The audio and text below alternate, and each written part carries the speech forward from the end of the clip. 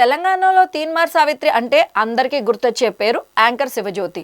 తన ప్రత్యేకమైన తెలంగాణ యాస, సూటి మాటలతో టీవీ షోల్లో, ఈవెంట్స్లో ప్రేక్షకులను ఎప్పుడూ ఆకట్టుకునే ఈ యాంకర్ ఇప్పుడు ఓ భారీ వివాదంలో చిక్కుకొని వార్తల్లో నిలిచింది. అసలు ఎవరీ శివజ్యోతి? ఒక ప్రముఖ న్యూస్ ఛానల్లో న్యూస్ రీడర్గా కెరియర్ను ప్రారంభించిన శివజ్యోతి 2019లో బిగ్ బాస్లోకి ఎంట్రీ ఇచ్చి మరింత పాపులారిటీ సంపాదించారు.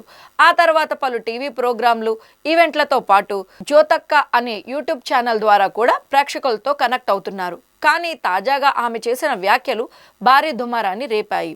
తిరుమల ప్రసాదం పైన షాకింగ్ కమెంట్స్ చేసింది. తిరుమల శ్రీవారి దర్శనార్థం క్యూ లైన్లో ఉన్నప్పుడు టీటీడీ అందించే అన్నప్రసాదం గురించి మాట్లాడుతూ శివజ్యోతి మేము రిచెస్ట్ బెచ్చగాళ్ళం అని చేసిన వ్యాఖ్యలు ఒక్కసారిగా సోషల్ మీడియాలో వైరల్ అయ్యింది. ఈ వ్యాఖ్యలపై తిరుమల భక్తులు, హిందూ సంఘాలు తీవ్ర అభ్యంతరం వ్యక్తం చేస్తూ ఆమెపై మండిపడ్డారు. వివాదం పెద్దదవుతుందని గుర్తించిన శివజ్యోతి వెంటనే వీడియో విడుదల చేసి క్షమాపణలు కూడా చెప్పారు. అంటే సమస్య ముగిసిందనుకున్నారా? కానీ అసలు డ్రామా ఇప్పుడే మొదలైంది.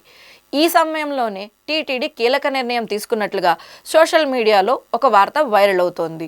సోషల్ మీడియాలో ఇప్పుడు ఓ షాకింగ్ న్యూస్ చక్కర్లు కొడుతోంది. అదేంటంటే యాంకర్ శివజ్యోతి ఆధార్ కార్డును టీటీడీ బ్లాక్ చేసిందని, ఇక మీదట ఆమె తిరుమల దర్శనం అనుమతించరని వార్తలు విపరీతంగా వైరల్ అవుతున్నాయి.